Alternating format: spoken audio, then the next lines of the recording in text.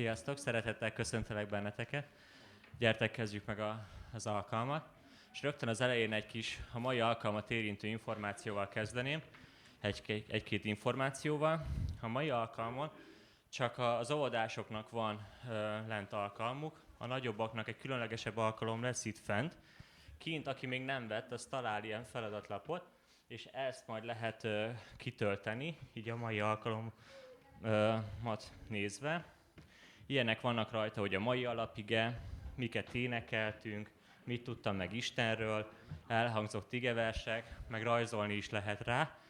Hogy akinek így még nincs így a kezében, az kint ott, ahol lehet innivalót, vizet venni, ott megtaláljátok ezeket. Kétféle van, tehát hogyha nagyon szeretnétek, még választhattok is. És a másik fontos információ, hogy ez még egy kicsit új, de ezért szeretném kiemelni, hogy ugye most egy kicsit változott ez a rend, hogy a gyerekek már lent vannak az elején, emiatt a végére kerül így a nagyobb dicsőítő blokk, aminek keretén belül nyugodtan lehet majd készülni bizonyságtevésekkel is, és így bátorítalak titeket, hogy érleljétek a gondolatot nyugodtan, most van idő, és így a végén ki lehet jönni és elmondani azt, amit Isten a szívetekre helyezett. És most engedjétek meg, hogy akkor imádkozzak, és akkor el is kezdjük így ezt az alkalmat. Istenem, nagyon-nagyon hálásak vagyunk neked a lehetőségért, hogy tényleg itt lehetünk a te házadban. Eljöhettünk, hogy veled célzottan találkozzunk. Tudjuk, hogy van lehetőség otthon is találkozni veled, de hogy közösségben is tényleg tudod gyarapítani a mi megélésünket veled kapcsolatban. Uram, tényleg hallhatunk bizonyságtevéseket, tanításokat, helyt adhatunk a dicsőítésnek is, Istenem, és ez egy csodálatos dolog, hogy ezt gyakorolhatjuk, és kérlek, segíts abban, hogy tényleg le tudjuk tenni azokat a dolgokat, amik foglalkoztatnak bennünket. Nem csak úgy, hogy félretesszük őket, és most tudunk rád figyelni, hanem úgy is, hogy ténylegesen a te kezedbe tenni ezeket a dolgokat, hogy veled vigyük tovább, és ne egyedül. Ne önerőnkből, mert aki a saját erejébe bízik, az csalódni fog.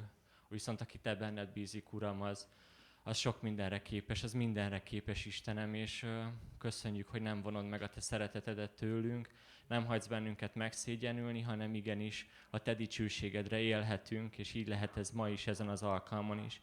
Kérlek, így áld meg, legyen az tanító, szolgáló, vagy éppen csak résztvevő és hallgató, Uram, de add azt, hogy igenis burjánozzon a te igéd, a te szavad a mi szívünkbe, és igenis közelebb kerüljünk hozzád, ha egy kicsit is, de napról napra tudjunk megszentelődni, megtisztulni, és a te jelenlétedbe lenni. Jézus Krisztus nevébe kérünk így áldást erre az alkalomra és az életünkre is. Amen.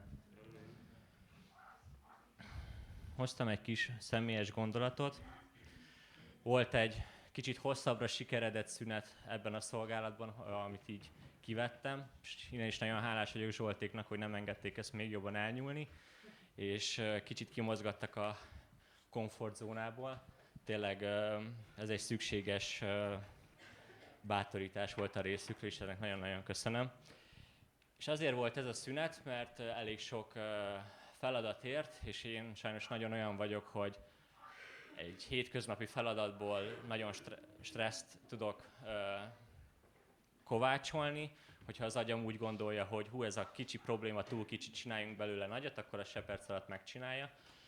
És úgy gondoltam, hogy ha én ezt most a szolgáltat egy kicsit szüneteltetem, akkor jobb lesz nekem, egy kicsit kevesebb stressz, jobban oda tudok figyelni Emmára, Henire, Istenre is, és volt egy ilyen időszakom. De hálás vagyok, mert egyébként olyan helyzetekkel találkoztam, ahol rájöttem arra, hogy ha nem nézek Istenre, akkor elsüllyedek, és csak úgy tudok vízen járni, hogyha tényleg rátekintek. És ez az időszak, ez a kényszer, hogy Istennel kell járnom, én ennek nagyon-nagyon hálás vagyok, és sajnos a mai napig van olyan, amit néha önerőből igyekszek megoldani, de szerencsére Isten nem mondott le rólam, és emlékeztetett arra, hogy vele csináljam, rátámaszkodjak minden helyzetembe. Fájdalmasabb úton, de tényleg emlékeztet erre, és én ennek nagyon-nagyon hálás vagyok. És ahogy 1 Péter 5:7-ben olvashatjuk, hogy minden gondotokat ő rávessétek, mert neki gondja van rátok. Hogy ezt szeretném a szívetekre helyezni, hogy ezt ne úgy tanuljátok meg, ahogy én, hogy benne vagytok valami nehéz dolog, és már csak akkor fordultak Istenhez, amikor már elég problémássá válik a helyzet, hanem amikor már a legelején, sőt még az örömidőszakban is adjatok hálát Istennek, és vele járjatok. És ebben az időszakban volt egyszer, hogy nem egyszer, de volt egy olyan alkalom, amikor nagyon elfáradtam, és nem tudtam már, hogy mit kérjek tőle. Nem tudtam, hogy merre tovább, és az amikor már emberként tényleg azt éreztem, hogy eljutottam a határra, hogy egyszerűen nem tudom, Uram, hogy mit kérjek tőled, hogy mi lenne építő, mi az, ami segít. De szerencsére ő tudja, és mondhatom azt neki bátran, hogy Uram, látod, milyen helyzetben vagyok, te tudod, hogy mire van szükségem, sokkal jobban, mint én. Sőt, én most kijelentem számodra, hogy nem tudom, mire van szükségem, de valamivel helyre kell tegyél, és valamivel erőt kell adjál nekem. És nagyon érdekes volt megtapasztalni azt, hogy kaptam egy igeverset, ami nem túl simogató, a lelkednek simogató igevers volt, hanem igenis egy felszólítás, egy korholás volt, de amit én kivettem belőle, az volt, hogy gyere, dicsőíts engem. És mondom, jó, ezt lehet kedvesebben is mondani, de mentem és dicsőítöttem, és így jutottam el a Zsoltárok 33-ra, és ezt szeretném így a záró gondolatnak mondani, utána meg majd jöhet a dicsőítés, tanítás, ami mind az alkalomnak a része. Ezzel zárnám a gondolataimat, és fel is olvasnám a Zsoltárok 33-at.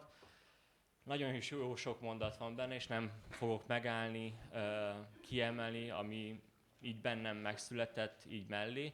Így szeretném azt, hogyha elvinnétek magatokkal ezt az igeverset, és formálna Isten is bennetek gondolatokat ezzel kapcsolatban. De szerintem sok jó tanulság van ebbe. Így szól a Zsoltárok 33. Örüljetek az Úrnak, ti igazak, az igaz emberekhez illik a dicséret. Adjatok hálát az Úrnak citara szóval, 10 hurulantal, zengjetek neki. Énekeljetek neki új éneket, szépen zengjetek hangszereitek. Mert az Úr igéje igaz, mindent hűségesen cselekszik. Szereti az igaz ítéletet, az Úr szeretetével tele van a föld. Az Úr igéje alkotta az eget, egész seregét szájának lehellete. Gáttal torlaszolta el a tengervizét, mederbe zárta hullámait.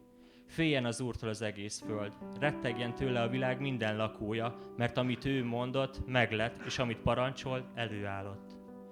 Semmivé teszi az Úr a nemzetek tervét, meghiúsítja a népek szándékait, de az Úr terve örökké megmarad, szívének szándéka nemzedékről nemzedékre. Boldog az a nemzet, amelynek Istene az Úr, az a nép, amelyet örökségül választott. Letekint a mennyből az Úr, és lát minden embert. Lakóhelyéből rátekint a föld minden lakójára. Ő formálta mindnyájunk szívét, ismeri minden tettünket. Nem a nagy sereg segíti győzelemre a királyt, nem a nagy erő menti meg a hőst. Csalódik, aki lovaktól vár segítséget, mert nagy erejük nem ment meg. De az Úr szeme ügyel az Istenfélőkre, akik szeretetében bíznak. Megmenti őket a haláltól, éhínség idején is megtartja életüket. Lelkünk az Urat várja, ő a mi segítségünk és pajzsunk. Benne van szívünk öröme, mert szent nevében bízunk. Maradjon velünk, Uram, szereteted, mert mi is benned reménykedünk. Így hívlak titeket, hogy most ezt a nagy nevet, Istent, ami teremtőnket, ami atyánkat, gyertek és dicsőítsük, mert van ok arra, hogy dicsőítsük őt.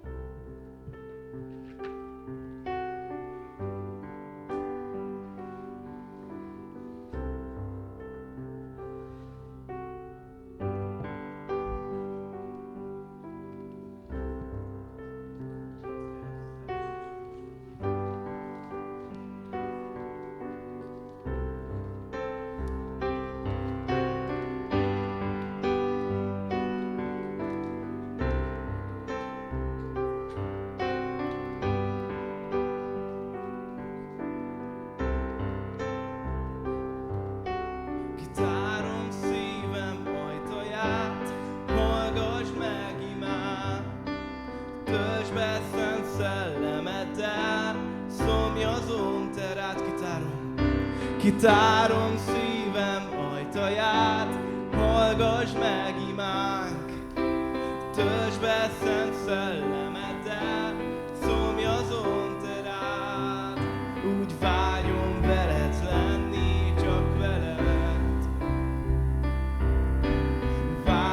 szerelmedre, Istenem.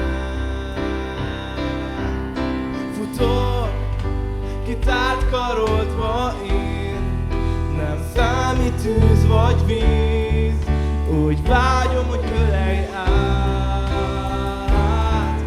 Tudom, hogy érted élek már, mert szívem oldalatán mindenem te vagy nékem, Atyám.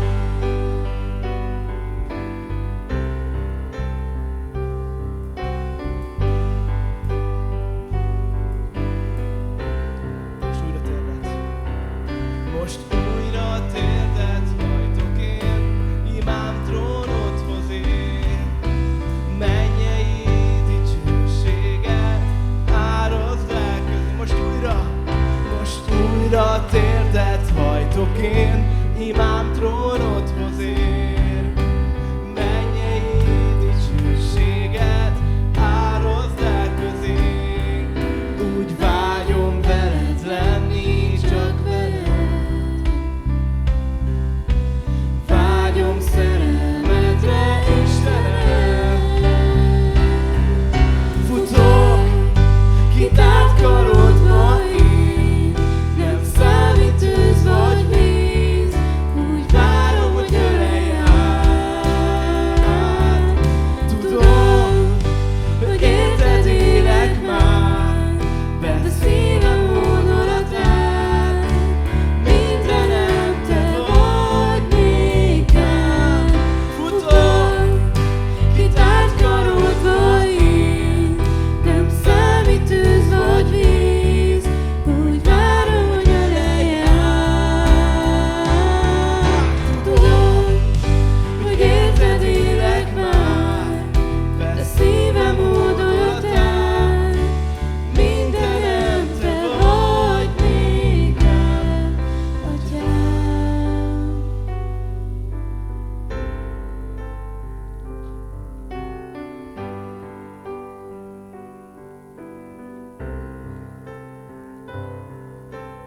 Teremts bennem tiszta szívet, ó Uram, és az erős lelket újítsd meg bennem. Gyertek, teremts bennem!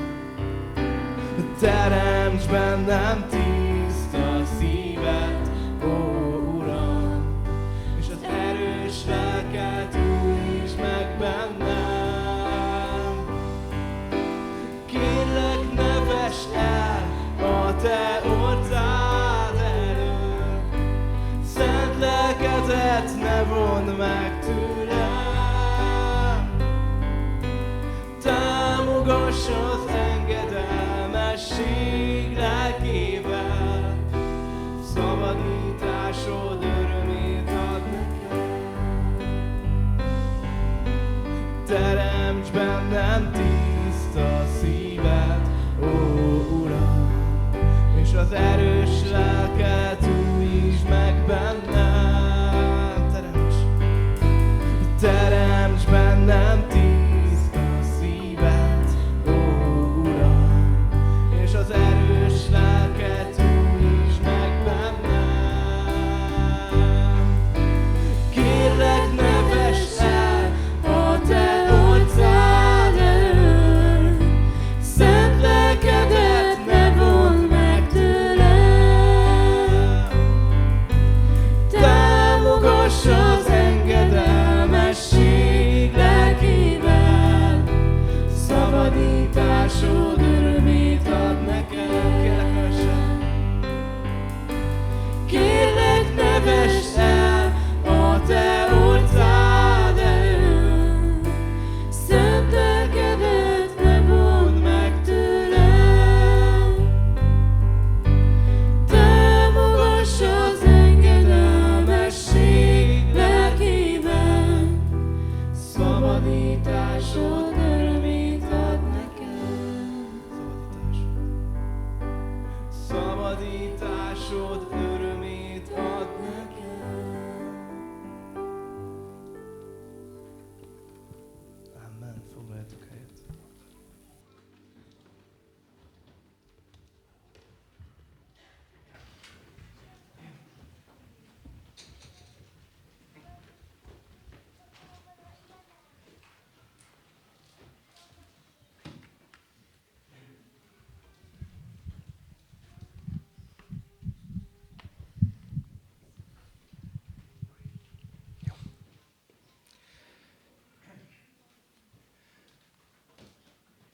Nagyon sok szeretettel köszöntelek mindnyájatokat ezen a vasárnapi napon. Egy picit olyan álmos ez a vasárnap, lehet, hogy nekem, nem csak nekem, hanem nektek is. Talán az óraátállítás is benne van, talán az, hogy szünet van, a gyerekeknek őszi szünet, így más periódusban, más ritmusban vannak ma. Ezzel együtt a téma nem könnyű, tovább mennénk a 10 parancsolat igéivel, a 10 igével, és a harmadik parancsolat fog következni, melyről tudjuk jól, hogy az az Isten nevével kapcsolatos. És közben a gyerekek is itt vagytok közöttünk, örülünk nektek, és most tényleg az a feladat, hogy ha készítetek rajzot, igeverset, egyebeket odaírjátok, akkor majd a vasárnapi iskolai oktatók majd jutalmazni fogják ezt a jövő héten már nektek lesz foglalkozás, és akkor éppen az óvodásoknak nem lesz, akkor a óvodai csoport vezetői veszik ki a őszi szünetet, és így majd ti lehettek ott. Tehát 10 ige, 10 parancsolat. Ugye azért kapja Izrael, mert nem csak fizikailag kell, hogy Isten népe szabaddá váljon, hanem minden tekintetben, erkölcsi, morális, lelki, szellemi értelemben is Isten népe el kell, hogy különüljön a világtól, és miután kijöttek Egyiptom földjéről, és megérkeznek majd Hóreb hegyéhez, itt az ideje, ezek szerint Isten így gondolkozott, hogy megkapják azokat a szövetség következményeihez tartozó igéket, a 10 igét, amely elkezdi a népet és a nép gondolkodását átformálni. Ugye ez a 10 parancsolat, amelyet tekinthetünk úgy is, mint egy erkölcsi előírás, de szerettem volna abba az irányba a gondolkodást és a látást eltolni nekünk, akik szintén az ígéret népéhez tartozunk már, mint lelki-szellemi értelemben, hogy ennél többet lássunk, mint hogy egy törvénykönyv, egy erkölcsi szabálygyűjtemény, hanem lássuk meg azt, ami egyszerűen Isten követőihez illik, hozzánk tartozik. És maga a megfogalmazás is, emlékeztek, utaltam rá, úgy szól, hogy nem felszólító módban, hanem sokkal inkább kijelentő módban vannak megfogalmazva a mondatok, tehát egyszerűen kijelent Isten, hogy nincsen más Istened rajtam kívül. Én vagyok Istened. Nincsen más rajtam kívül. Nem csinálsz bálványt. Nem mondod ki a nevét, az Úr nevét hiába. Megtartod a szombatot, és majd így tovább. Tehát erről szólnak ezek a dolgok, és most a harmadik parancsolattal fogunk foglalkozni. Keressétek is meg a Bibliában, illetve majd lehet olvasni a kivetítőn is, és kérlek, hogy kövessétek ezt figyelemmel, arra is kérlek, hogy fennállva kövessétek, és majd szeretném kérni Tuszi, hogy te kérj áldást majd Isten igéjére az olvasás után. Tehát akkor így szólnak ezek az igék. Akkor mondta el Isten mindezeket az ígéket. Én az Úr vagyok a te Istened, aki kihoztalak téged Egyiptom földjéről, a szolgaság házából. Ne legyen más Istened rajtam kívül. Ne csinálj magadnak semmiféle bálványszomrot azoknak a képmására, amik fenn az égben, lenn a földön, vagy a föld alatt a vízben vannak.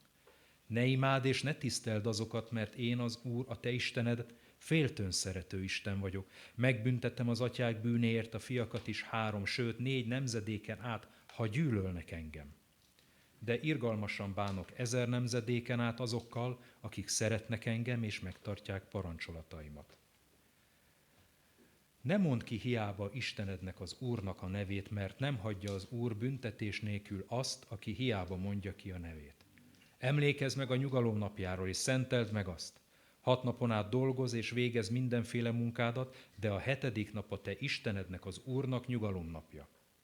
Semmiféle munkát ne végezz azon se te, se fiai, se leányod, se szolgád, se szolgáló leányod, se állatod, se a kapuidon belül tartózkodó jövevény. Mert 6 nap alatt alkotta meg az Úr az eget, a földet, a tengert és mindent, ami azokban van, a 7. napon pedig megpihent, azért megáldotta az Úr a nyugalom napját, és megszentelte azt. Tiszteld apádat és anyádat, hogy hosszú ideig élhess azon a földön, amelyet Istened, az Úr ad neked. Ne ölj, ne paráználkodj, ne lopj, Ne tanúskodj hamisan fele barátod ellen, ne kívánd fele barátod házát, ne kívánd fele barátod feleségét, se szolgáját, se szolgáló leányát, se ökrét, se szamorát, és semmit, ami a fele barátodé. És még egyszer a 17. vers, vagy a 7. vers. Ne mondd ki hiába Istenednek, az Úrnak a nevét, mert nem hagyja az Úr büntetés nélkül azt, aki hiába mondja ki a nevét. Imádkozzunk.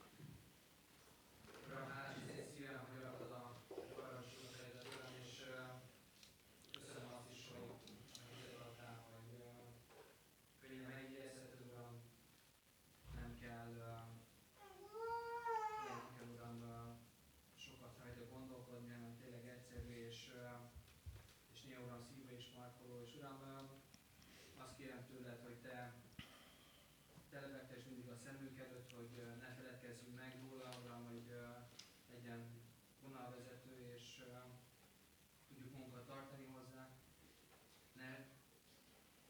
Ne siklődjünk át egy-kettő felett, Uram, hanem tényleg fontos mind a 10. Uram, így kérlek, tárd meg az igehirdetőt, Uram, hogy a te szavadat tudja szólni. Amen. Amen. Foglaljon helyet a gyülekezet. Isten neve nem csupán egy név, bár arra talán emlékszünk, hogy biztos, hogy volt már erről szó, vagy ismeritek, hogy Isten neve, mint ahogy általában a név, az nem csak, mint manapság sokszor lehet, hogy inkább egy divathullámnak a következménye, amikor volt valami nagyon neves sorozat, akkor volt, hogy a sorozat szereplőiről nevezték el a gyermekeket, a fiúkat, vagy a híres sportolóról. Abban az időben azért a névnek volt jelentősége, és magával hordozta a személyiségét, vagy azt, amit a szülők szerettek volna kifejezni a gyermeknek adott névben. És ennek az az alapja, hogy maga Isten mondja majd az embernek ugye a teremtésben, hogy ő nevezi el az állatokat, és Isten nézi, hogy minek nevezi el, mert hogy azokon, akiknek a nevét tudja az ember, valami fajta uralmat, vagy legalábbis el tudja kezdeni vele foglalkozni, meg tudja fogalmazni, le tudja képezni. Pszichológiában is beszéltetik azt, akivel foglalkoznak, hogy mondja ki, fogalmazza meg, mert ha már megfogalmazta, mert ha kimondta, akkor már elkezd szép lassan gyógyulni, mert már van valami ráhatása a dolgoknak. Nem véletlen, az megkérdezi Mózes az Úr nevét, hogy jó, hát elmegyek én, mert küldesz, de mit mondjak, hogy ki küldött? Mert hogy a környező népekre és Egyiptomra is igaz volt az, hogy az Isten neveit ismerték, és ezért valamiféle módon úgy gondolkoztak, hogy van ráhatású, meg tudják nevezni. Amikor ismerkedünk emberekkel, akkor a nevüket meg szoktuk kérdezni, van kire hivatkozni. A kedvesem nevét is már elejétől fogva megjegyeztem, fontos volt számomra, mert a név több, mint egy néhány betű, egy betűhalmaz, vagy egy divatból adott címke, amit ráteszünk, meghatározó tud lenni. És az Úr nevével kapcsolatban még inkább azt kell mondanunk, hogy jelentősége van, kezdve azzal, hogy egyáltalán van neve. Tehát megnevezzük. Az Úrnak van neve. Annak lehet neve, aki van. Akit meg tudunk így személyesíteni, tehát akire tudunk hivatkozni, aki létezik, tehát van neve. És ezt a nevet lehet káromolni, és van a Bibliánkban egy szörnyű történet, még Mózes 3. könyvében találjuk, a 24. részben olvassuk a 10. verstől. Röviden arról szól, hogy van egy izraeli nőtől származó fiatalember, akinek az apja egyiptomi apától született. Ő az édesanyjával együtt kijött a zsidókkal Egyiptomból, és egy alkalommal egy izraeli férfival összeveszett a táborban, és az izraeli asszony fia elkezdte káromlni az Úr nevét, és átkozódott. Akkor odavitték ezt a fiatalembert Mózeshez, és elmondták a fültanúk, szemtanúk, hogy mi történt, és Mózes megkérdezte az Urat, hogy mi legyen ennek a fiúnak a sorsa, és ezt olvassuk a 14. verstől. Vidd ki az átkozódót a táboron kívül, és mindazok, akik hallották, tegyék kezüket a fejére, és kövezze meg az egész gyülekezet. Izrael fiainak pedig így szólj, ha valaki átkozza Istenét, viselje vétkének büntetését. Aki szidalmazza az Úr nevét, halállal lakoljon, kövezze meg az egész gyülekezet. Akár jövevény, akár benszülött, ha szidalmazza az Úr nevét, halállal lakoljon. Ez egy szörnyű történet. És nyilván mondhatjuk azt, hogy de milyen Isten, hogy hogyan, miért, miképpen, mit gondoljunk erről. És szeretném, ha meglátnánk az Isten tisztelet végén, megértenénk, hogy sokkal többről van szó, mint arról, hogy ha valaki átkozódik, vagy az Úr nevét hiába kimondja, ugye ez az nagyon fontos szó, ez a hiába mondja ki. Tehát nem arról van szó, hogy nem lehet az Isten nevét kimondani, hanem ott van szó, hogy hiába mondja ki. Ezeknek mindig jelentősége van ezeknek a félmondatoknak. Ugye a múltkori második törvénykönyvben, vagy a második törvényben, amikor olvastuk, hogy féltőn szerető Isten vagyok, és megbüntetem az atyák vétkét harmad és negyed íziglen a fiaikon, azokon, és itt nagyon fontos, azokon, akik gyűlölnek engem. Azokon fogja.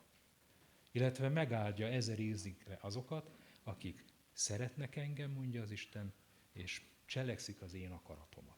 Ezek fontosak, mert erre utána rá lehet építeni különböző tanításokat, meg tévtanításokat is, amikor a generációs átokról beszélünk, és akkor harmad és negyed íziglen, de figyelembe kell venni, hogy azokról szól, akik gyűlölnek engemet. Mert hiszen az is benne van a Bibliában, hogy nem igaz az a közmondás, amit mondtok egymás között, hogy az apák ettek egrest, és a fiak foga vásod bele. Mert mindenki a saját bűnéért felel. Akkor hogy egyeztessük össze ezt a két igét? Hát nyilván úgy, hogy kihat az apák bűne. Egy alkoholista családban felnevetkező gyereknek borzasztó nehéz az alkoholizmus hatása alól kimenekülni.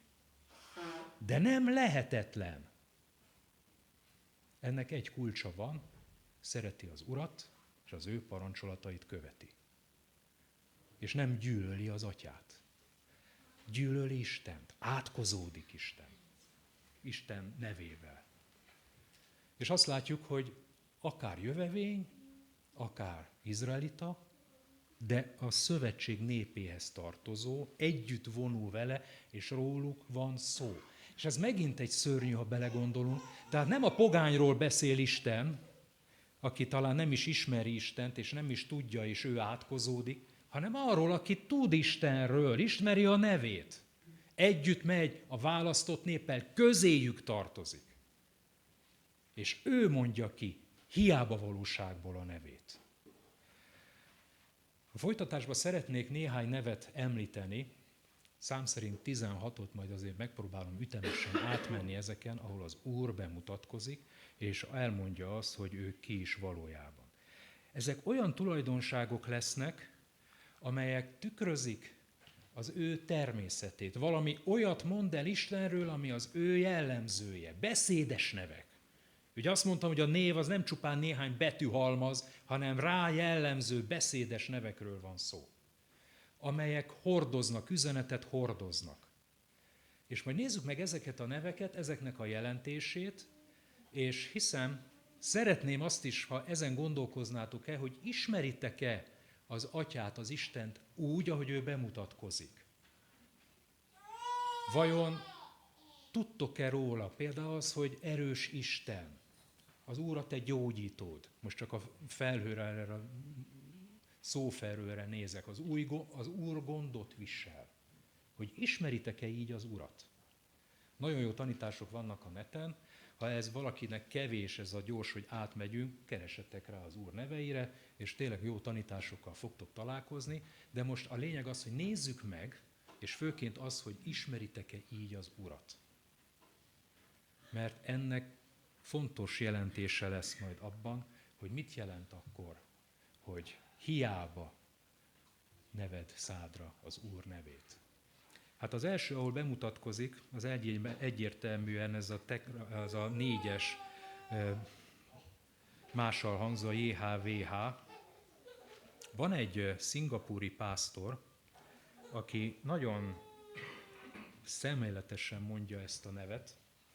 Azért nem nagyon akarom őt propagálni, mert aztán megcsúszott bizonyos pénzügyi dolgokban, de ezzel együtt ez a tanítása aranyos és jópofa. Nekem közel jött ezzel a név.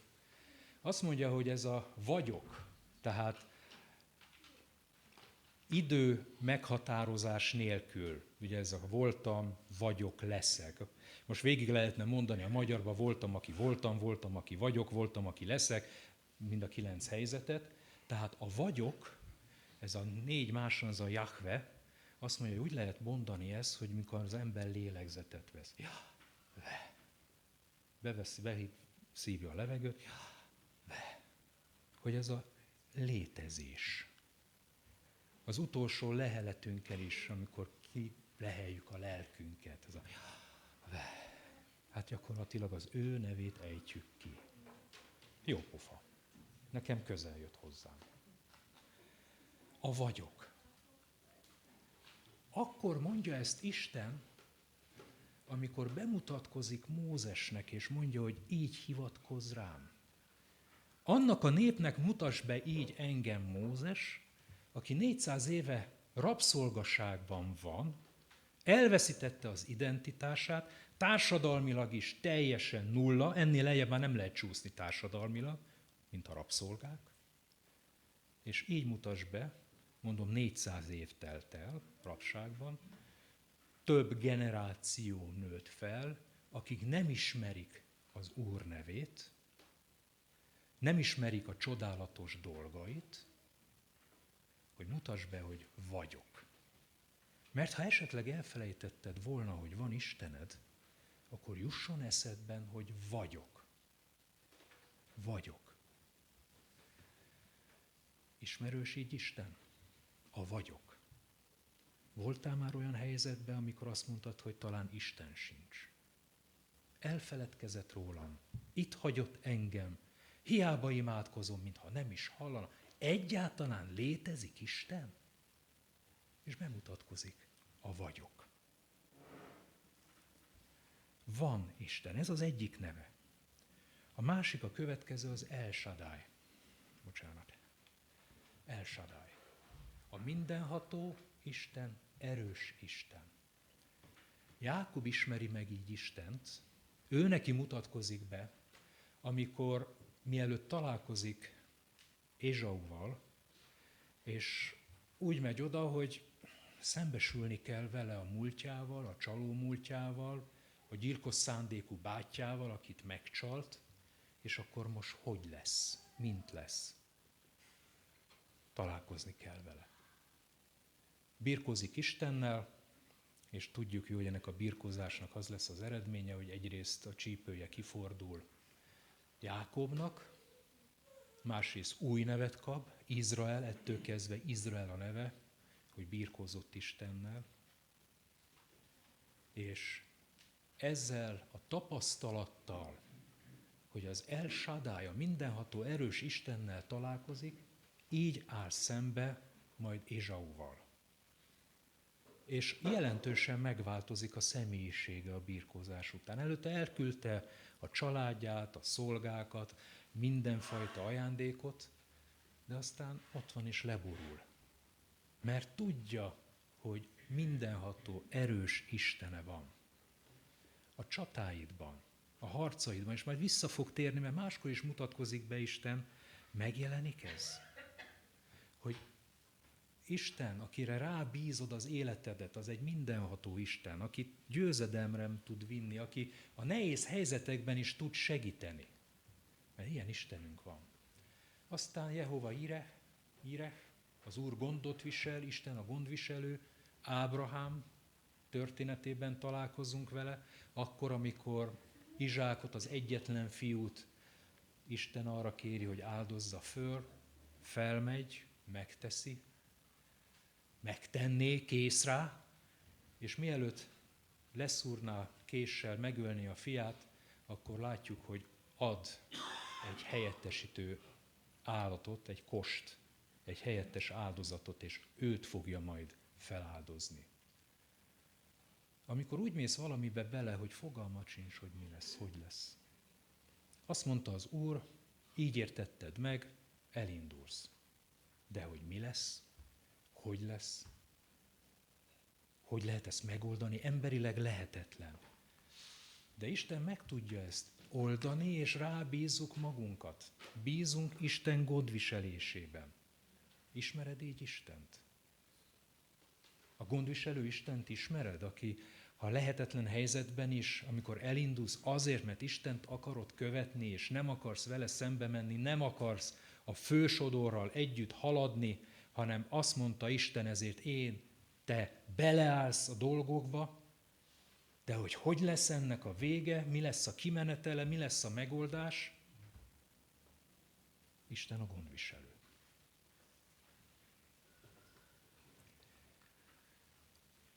Aztán ő a gyógyító, Jehova Raffa. Az a történet tartozik hozzá, amikor vándorlás során nincs vízük, és Márába érnek, és a Márában található víz keserű, azaz mérgező. És Mózes egy botot dob be, persze Isten kérésére, és édes vízé, tehát jó vízzé lesz ez a víz, és tudnak inni. És akkor ígéri meg Isten, hogy ő lesz a gondviselő, ő lesz a gyógyító. Azt mondja 2 Mózes 15:26, én vagyok az Úr, a te gyógyítód. Hogy ő a gyógyító, beteg vagy és imádkozol. Fizikailag is. Éltünk meg van tapasztalatunk, éltünk meg csodákat? Igen. Éltünk meg mi is csodákat. De ez igaz a lelki gyógyulásra is. Hogy abban is Istenhez fohászkodsz, ő hozzá mész, és helyre tud tenni. Nem csak fizikailag, hanem lelkileg is akar téged gyógyítani. Ismered-e így Istent? Tudod-e ezt a nevét, hogy ő a gyógyítód, akire számíthatsz? Aztán Jehova Nissi, az Úr az én hadizászlóm, hadi jelvényem, ehhez tartozó ige 2 Mózes 17-15-ben található, ahol az amálekiták ellen való győzelemre buzdít Isten, és azt mondja, hogy győztesek lesztek, és az én zászlóm, az én hadi jelvényem megy veletek, és így bíztatja Isten a népét győzelemre, hogy amikor csatába mész, amikor csúfolnak, amikor meg kell vallanod Istent, amikor munkahelyeden, iskolában, bárhol kiállsz, hogy akkor ő az, aki győzelemre visz téged. Ő az, aki biztosítja a győzelmet. Hogy Isten jelenléte a te életedben, az maga a biztosíték arra, hogy győztes vagy. Hozzáteszem, tudjátok jól, Isten értelmezési tartománya túlmutat a miénken, azaz nem kell neki az életünk végéig megoldani dolgokat, hanem sokkal nagyobb területen dolgozik, és egy vértanú győztes, de az ő győzelme az már oda át van. Ilyen is van. De ő az, aki győzelemre viszi népét, mindazokat, aki benne bíznak. Jehova meg Kádes, az Úr megszentel. 3 Mózes 20-ban találjuk, hogy tartsátok meg rendeléseimet, és cselekedjétek azokat, én vagyok az Úr, a ti megszentelőtök, vagy Ezékiel 37-ben, akkor megtudják a népek, hogy én vagyok az Úr, aki megszentelem Izraelt, amikor szent helyem közöttetek lesz örökre. Ránk hagyatkoztak ránk, vagy mondták, vagy Isten azt hagyta ránk, hogy legyetek szentek, miképpen az ti mennyei atyátok szent. Szent életet éljetek. Ezen a keskeny úton haladjatok. És ebben ő lesz az, aki segítséget nyújt. Akár a mintájával, a példájával, akár úgy, hogyha hozzá megyünk, akkor ő képes megszentelni, képes megtisztítani, képes a keskeny úton tartani. Ismeritek-e így a Jehovát, Istent? Hogy ő az, aki megszentel. Ismeritek-e így? Voltak-e már olyan harcotok, amiben, mint zászló, mint győztes, aki győzelemre visz, azt tapasztaltátok meg, hogy vele együtt haladva igenis megszentelt lesz az életetek. Hogy voltak helyzetek, ami újra és újra visszajött, de aztán sikerült letenni, megváltozni, és ezen az úton tovább haladni. Jehova Salom, az Úr a békesség, Bírák könyvének 6. rész 24. versében olvassuk ezt. Ez Gedeonhoz kapcsolódik, amikor Gedeont elhívja Isten arra, hogy rombolja le a bálvány áldozati oltárokat, és fél, de elindul, és azt mondja neki az Úr, békesség neked, ne félj, nem halsz meg. Ezért Gedeon oltárt épített ott az Úrnak, és Jehova Sálomnak nevezte, mely azt jelenti az Úr a békesség. Ez mindmáig megvan Abiezer nemzetségének földjén, Ofrában.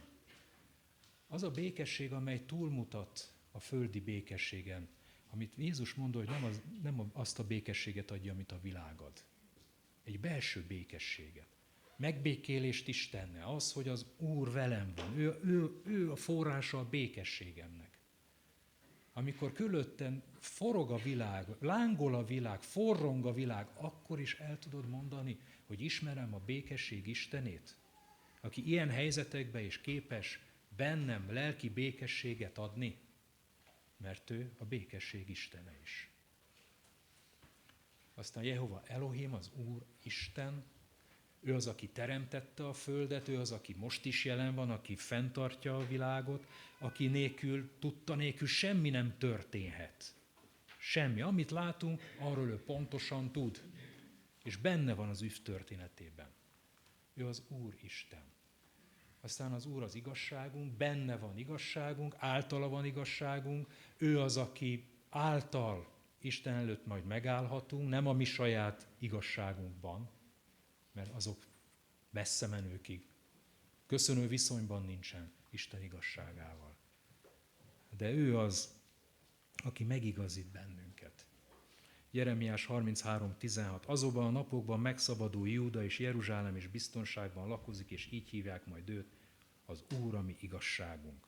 Vagy 2 Korintus 5:21-ben, mert azt, aki bűnt nem ismert, bűnné tette értünk, hogy mi Isten igazsága legyünk ő benne. Tudatában vagy-e az igazságosságodnak, mely Istentől van? Ismered-e így, aki igazzá tesz? Úr, a mi pásztorunk.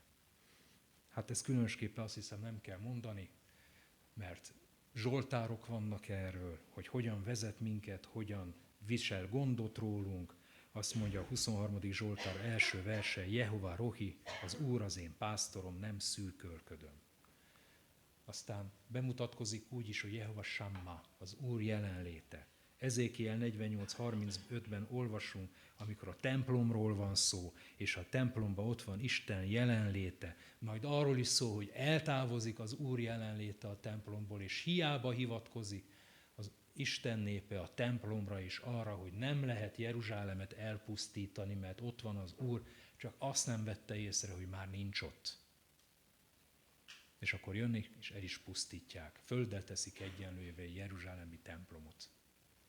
És szomorú, amikor az új szövetségben ez megismétlődik, amikor Jézust viszik ki a Golgotára és feszítik meg, elhagyja a templomot.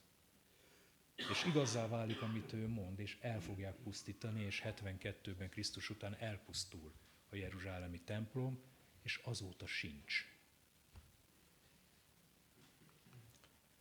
Van egy új hír, de ezt most nem akarom ide becsatolni. Majd megnézitek, hogy meghallgatjátok. A jeruzsálemi templommal kapcsolatosan. Tehát ismeritek-e úgy az Urat, hogy ő jelen van? Ismeritek-e úgy az Urat, hogy bennetek él?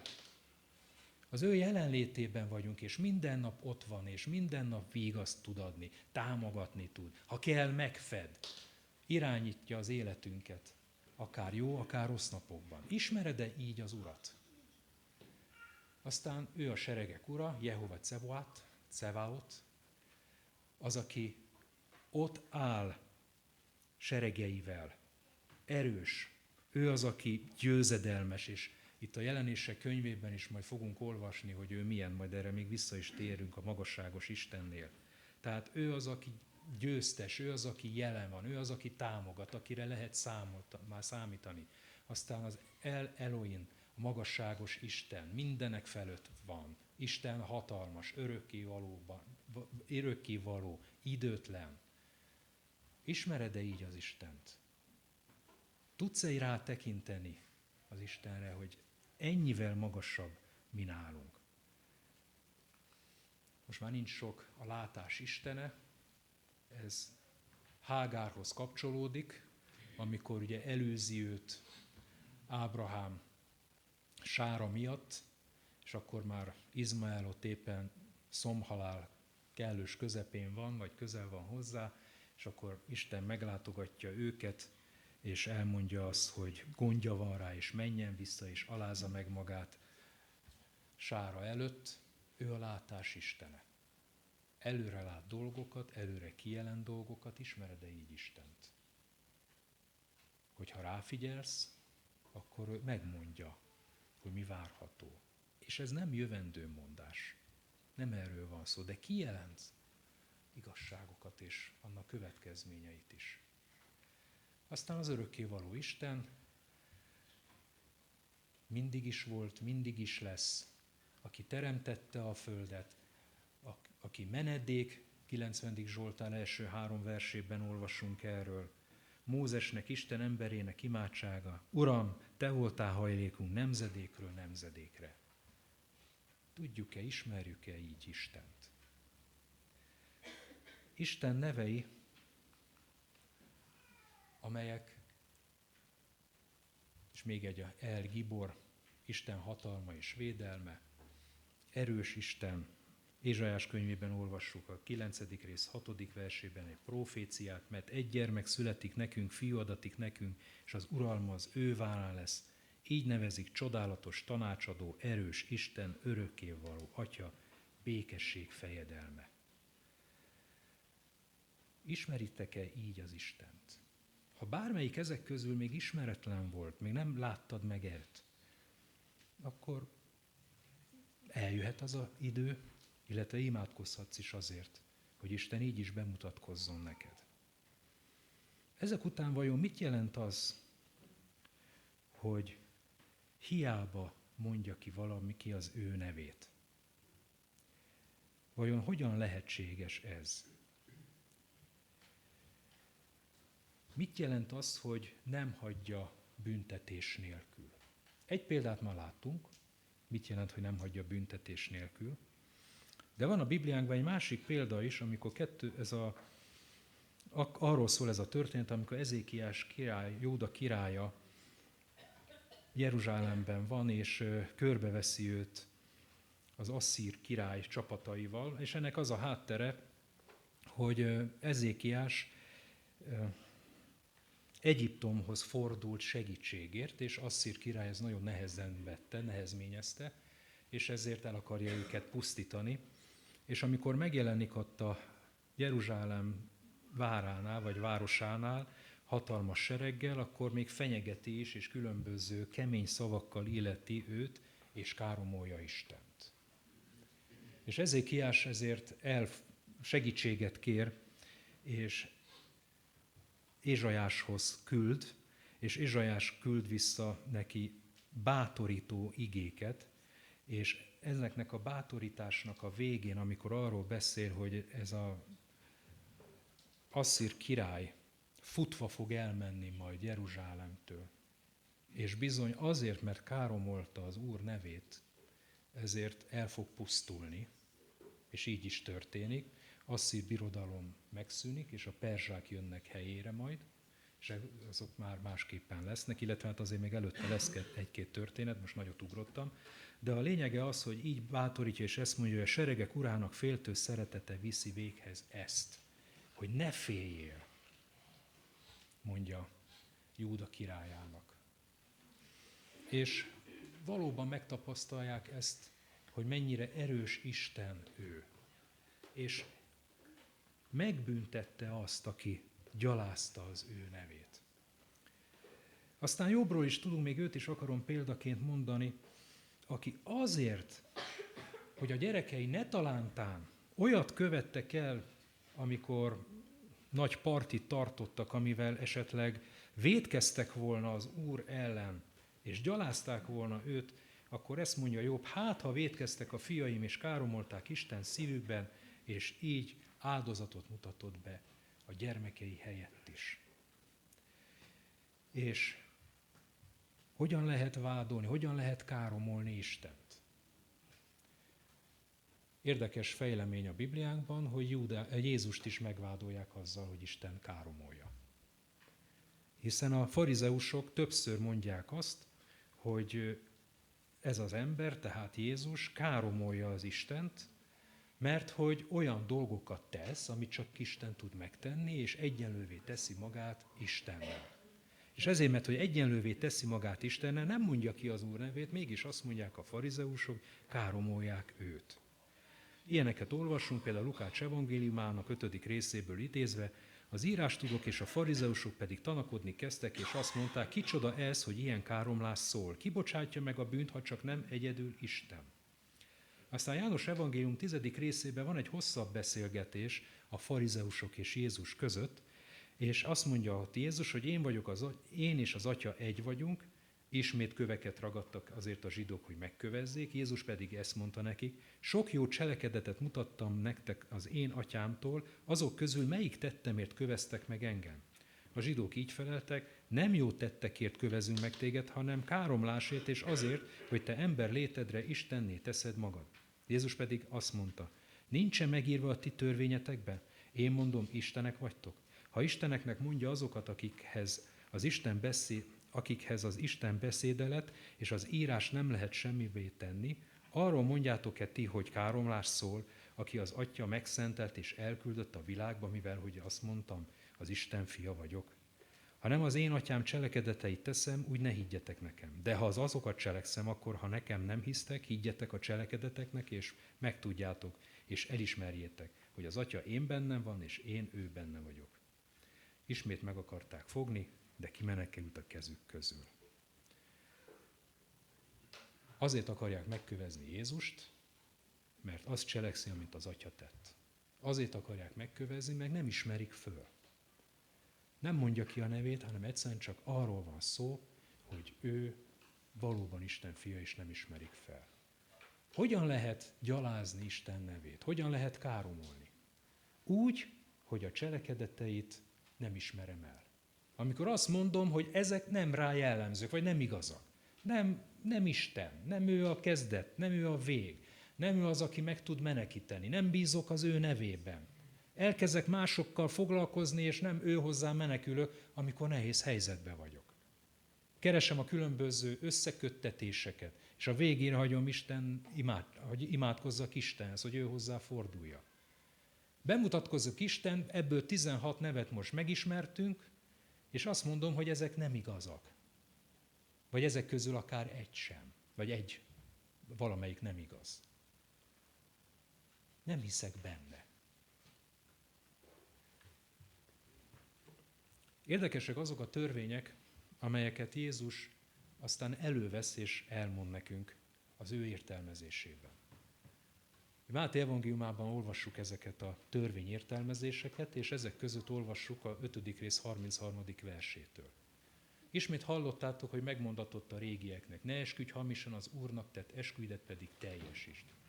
Tehát ne hamisan, ne használd az ő nevét arra, hogy a te igazságodra, mint egy pecsétet ráteld, hogy bíz Isten. Úgy van az Isten nevében. De én azt mondom nektek, egyáltalán ne esküdjetek se az égre, mert az az Isten trónja, se a földre, mert az az ő lábának zsámolya, se Jeruzsálemre, mert az a nagy király városa, a fejedre se esküdj, mert nem tudsz egy hajszáladat sem fehéré vagy feketévé tenni, hanem beszédetekben az igen, igen, a nem, nem legyen, mert ami ennél több, az a gonosztól van. Rómabeliekhez írt levélben ezt olvassuk Páltól. Úgy, amint megvan írva, miattatok káromolják Isten nevét a pogányok között. Azaz, hogyan éltek? Az én életem vajon az Úrra mutat, vagy szégyent hozok az ő nevére?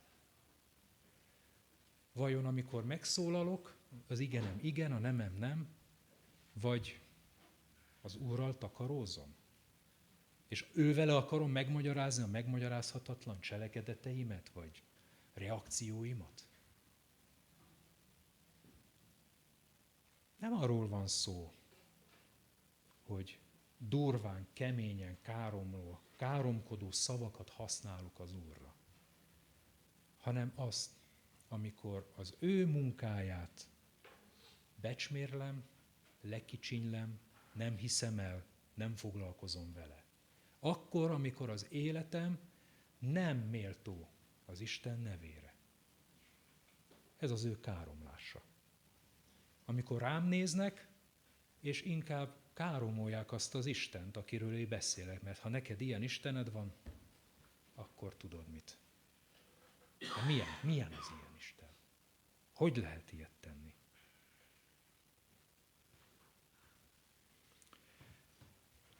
Jakabnál olvassuk, 2. rész, 7. vers. Nem, de ők káromolják azt a szép nevet, amelyről neveztettek. Tehát megint, akiről neveztetünk, vajon méltók tudunk-e lenni ahhoz a névhez?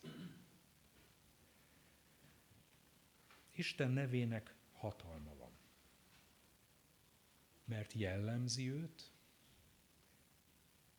és azért, ha mi ismerjük ezt a nevet, akkor tudunk kihez fordulni egyes élethelyzetünkben.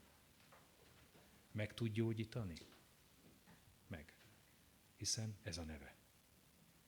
Erős Isten? Erős. Van olyan élethelyzet, amiben nem tudna odaállni mellénk? Hát nincs. Egyáltalán van Isten? Hát ő a vagyok. Van. De akkor miért van a világban ennyi szenvedés és nehézség?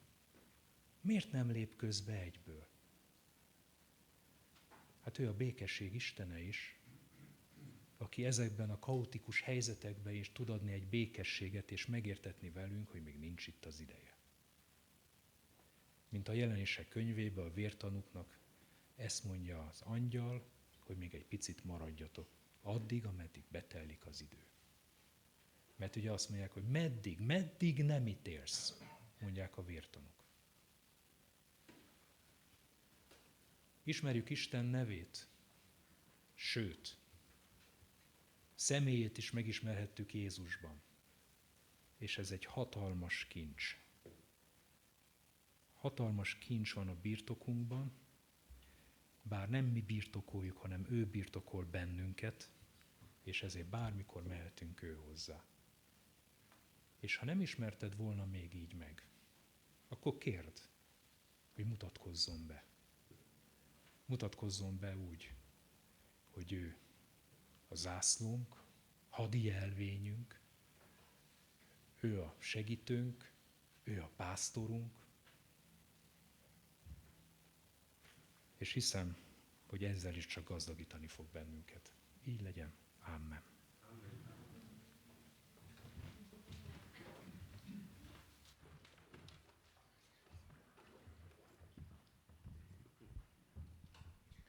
Nem tudom, ti hogy vagytok vele, de nekem nagyon-nagyon jól esett hallani Istennek a neveit, az ő tulajdonságait.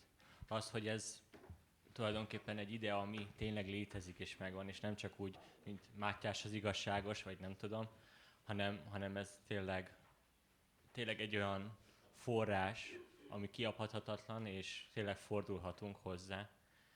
És szerintem vele találkozni nem is lehet talán jobb helyen is ezeket a neveket még jobban megismerni és magunkévá tenni, hogy tényleg valós legyen az életünkben, nem is lehetne jobban, mint a dicsőítésben is nekem, hogy a legelején mondtam, nekem az volt az egyik mélypontomról a kiút, hogy oda mentem a színe elé, és igenis dicsőítettem őt, és tényleg ezek a nevek ott voltak szerintem a Zsoltárok 33-ban is, hogy milyen Istenünk van, milyen csodálatos Istenünk, mennyiféle oldala van is, hogy mennyi mindent megtapasztalhatunk, és erre sokszor tényleg egy egész élet kevés.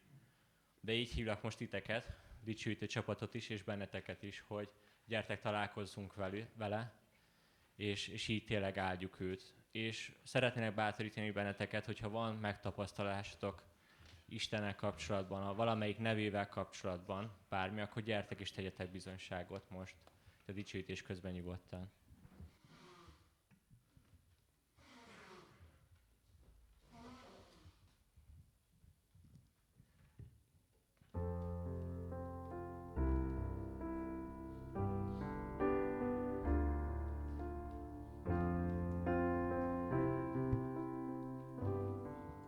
Hívunk tényleg így dicsőíteni, és legelső dalt lehet, hogy nem fogjátok sokan ismerni.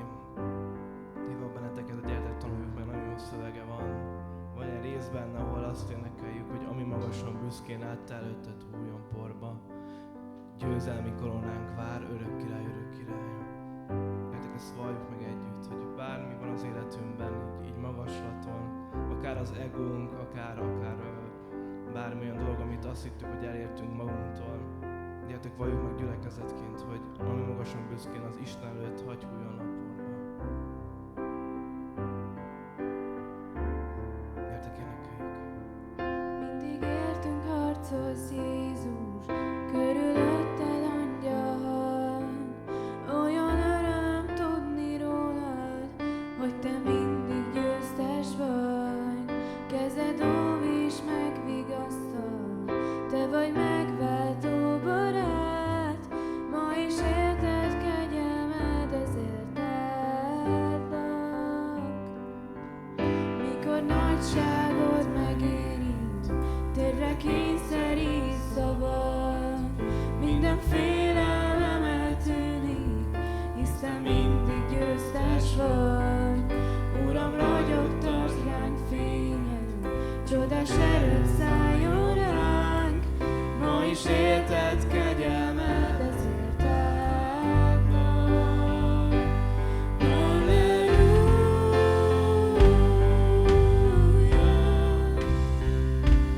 Jézus győztes Úr, Jézus győztes Úr, halleluja. Jézus tisztelt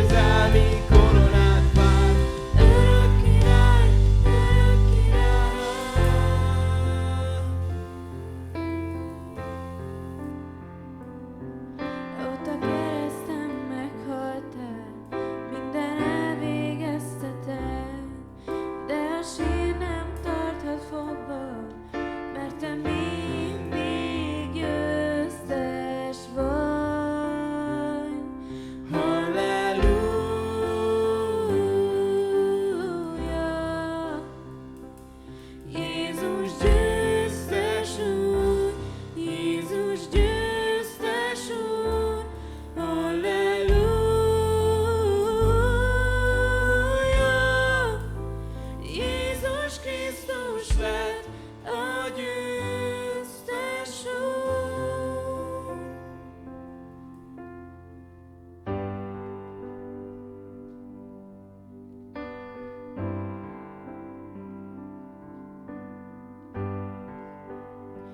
Te értetsz engem,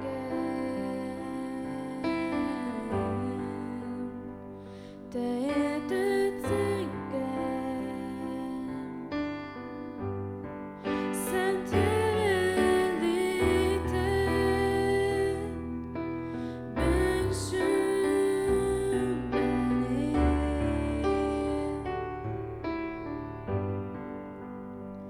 Te táplálsz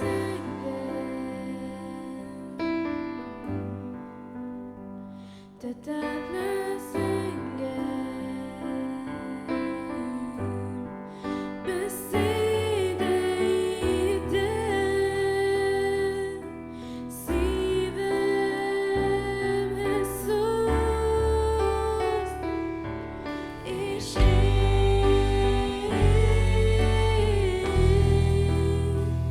úgy vágyom rád.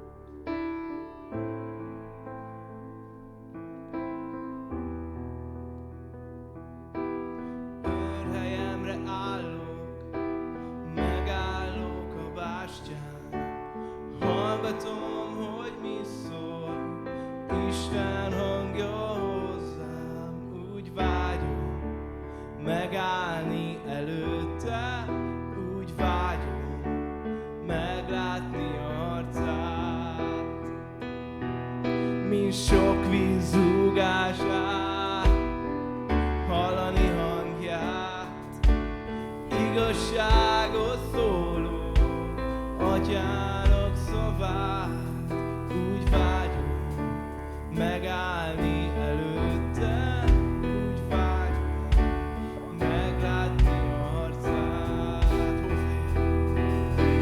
Hófehér haját, bölcs homlokát, izzó szemét, tűz tekintetét, úgy vágyom megállni előtte, úgy vágyom meglátni arcát. Meglátjuk majd egyszer őt, elváltozunk ábrázatáról, akiben megvan ez a reménység, önmagát mind megtisztítja. Halleluja, halleluja, szent az Úr. Halleluja, szent az Úr. Halleluja, szent az Úr.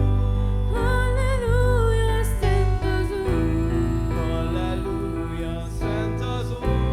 Halleluja, szent az Úr.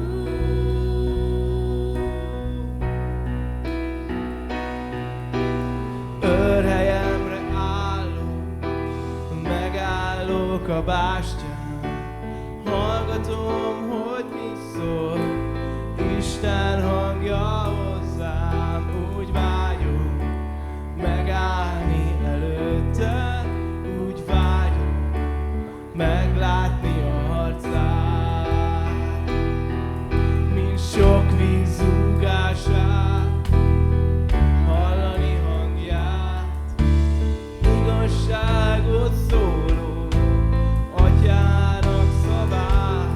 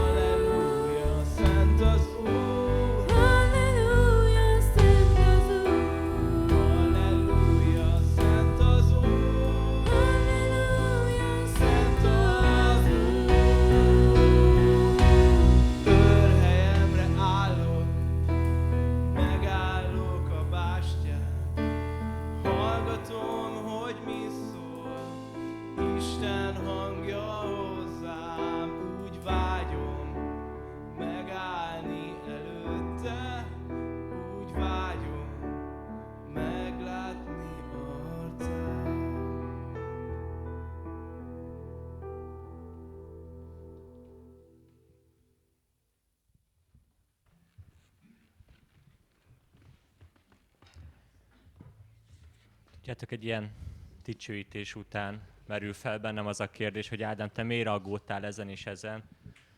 Ádám, te miért idegeskedtél? Miért nem volt békességed? És egy kicsit ilyenkor én is nevetek magamon, hogy Ádám, meg lettél váltva. Ez az Isten, akinek Istennek a nevét most hallhattuk, a gyógyító, a békesség, a seregek ura, a győztes úr. Az ott van veled ő, és egy ima távolságra. És létezik. Tehát ilyenkor mindig megkérdőjelezem magamat, és elszégyellem magam, hogy jobban meg kéne élnem a mindennapokban ezt a hitet. Jobban vele kéne legyek, hogy ezek a nevek ne egy papírra írott nevek legyenek, hanem tényleg valóság legyen az én életemben. És ezért imádkozom, hogy ne csak az enyémben, hanem a tiétekben is legyen valóság, mind amennyi nevet most hallottunk. És így a vége fele közeledve hirdetéseket mondanám el, amit kivetítve is láttak. Reméljük. De nekem szerencsére fel van írva, és el tudom mondani. Október 27-én imaóra hétfőn reggel 7-kor, október 31-én pedig reformáció emléknapi istentisztelet lesz a református templomba, ahol Zsolt fog ige hirdetni. Viszont emellett lesz még egy kerekasztal beszélgetés a lelkészek között, amit nyilván meg lehet hallgatni, és ez is része lesz majd az alkalomnak. A téma hit és konfrontáció.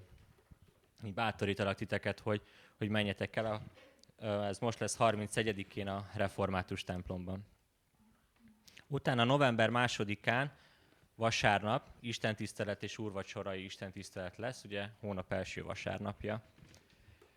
November 15-én ökumenikus férfi nap az Offline Centerben, és 16-án pedig lesz a rádiós istentisztelet, amikor ki fog jönni a rádió, és föl fogja venni, és közvetíteni fogja az istentiszteletet.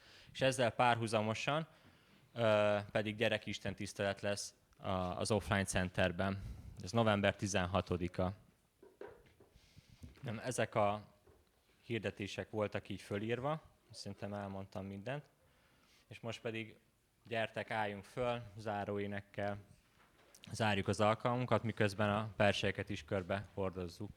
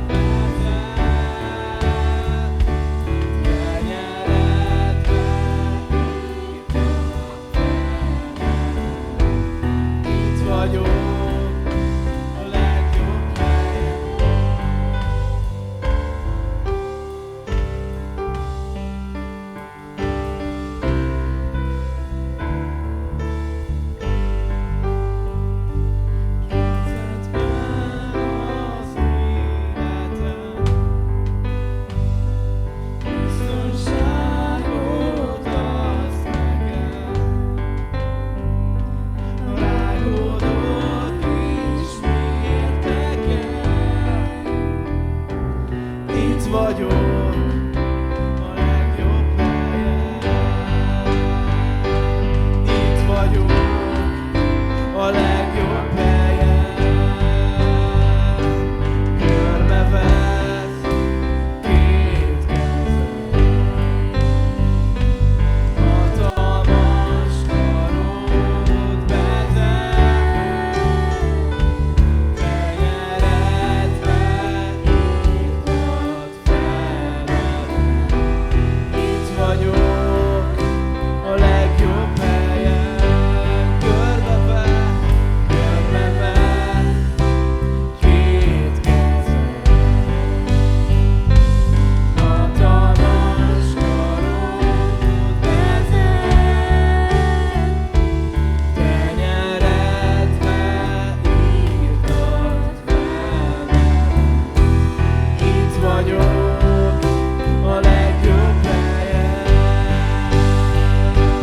terhem lábadhoz teszem, most már végleg elengedem. Jézus, mindent átadok neked, nálad van a legjobb helyen.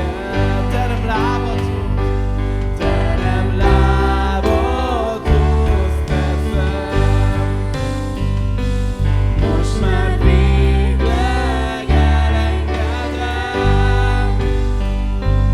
Jézus, mindent átadok neked, nálad van a legjobb helyen. Körbevesz két kezem, hatalmas karod vezet,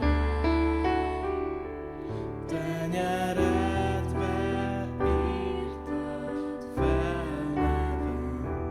Itt vagyok a legjobb helyen.